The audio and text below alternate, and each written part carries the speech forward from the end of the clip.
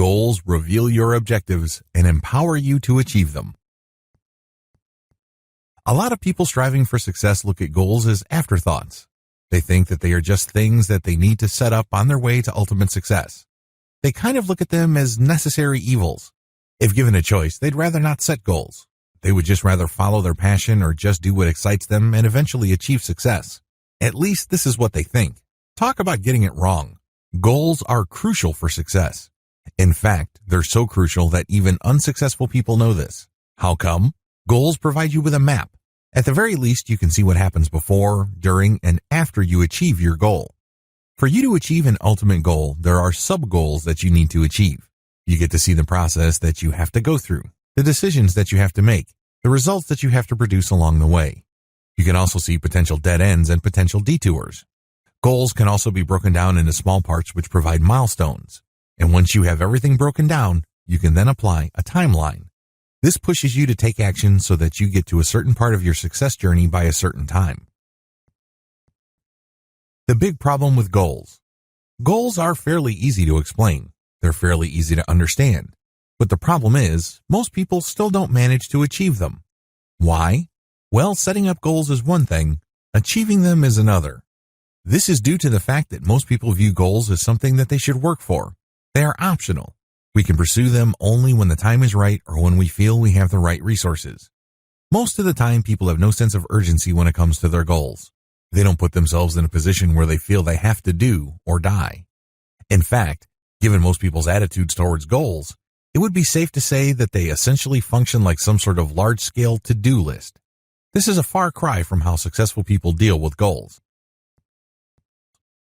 Successful people let their goals define them. Successful people look at goals in a completely different way. First of all, they start with their passions, and then they craft goals around them. For example, you are passionate about writing for a living, so your goal is to become a professional freelance writer. You start with a passion, and then you transform it into a goal that is tightly linked to your core passions. When you work towards these goals, you validate your personal values.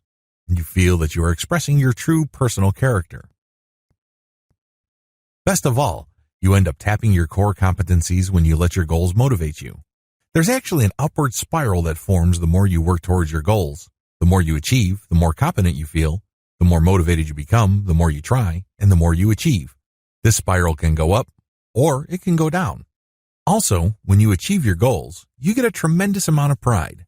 Plus, you get the tremendous satisfaction that your goals are what you are about. So when you achieve them, you get an enhanced sense of personal meaning. You get the impression that this is what you're supposed to be doing. This is what you're about. This is your destiny. When you operate from this core of passion, goals are no longer things that you should be doing. Instead, they're the things that you were born to do. They're the things you must do. See the difference? Recast your goals until they push you up and out. If your goals don't give you the energy you need to push yourself and expect more from yourself, you need to change your goals. You really do. Don't think that you have to stick to your goals just the way they are. Your goals are not set in stone. They are simply tools. Treat them like tools. First, you need to redefine your goals. What truly is at stake? Is this just a simple matter of getting certain things done by a certain date? Or is this a matter of you living up to your highest potential? Is this goal all about you pursuing your life's destiny? Recast the goal by asking yourself, what would success mean to me as a person? How does achieving this goal relate to my highest values and my value as a person? When you redefine and recast, you can then refocus.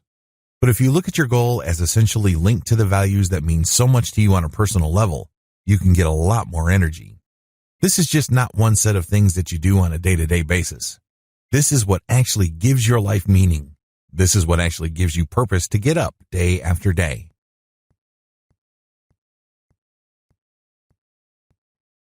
Recap. Goals must do the following. Otherwise, you need to redefine, recast, and refocus them. First, they must energize you. To do this, your goals must give you a sense of why.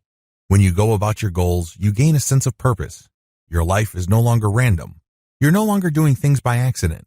You're no longer doing things based on how you feel. Instead, you're doing something because this gives you meaning. This gives you purpose. Next, goals must direct you to action. They give you something to aim for. They give you something to focus on. Goals must, at the very least, instruct you. This means that you are focused on how to do things and what to do. Finally, your goals must be capable of being broken down.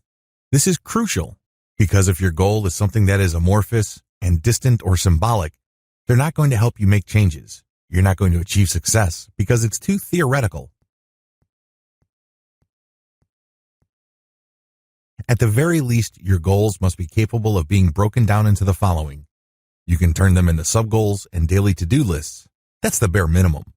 Also, make sure that when you look at your sub-goals and daily to-do lists that there are repeatable parts, so you can do them day after day, week after week, month after month, year after year. Look at each of these sub-goals and to-do lists and ask yourself if they're scalable. You must be able to scale them up so that improvements on one level leads to easier improvements or greater improvements at other levels. Another dimension of the right goals is the fact that they are measurable. You have to know whether you have actually achieved a goal. There has to be certain quality standards.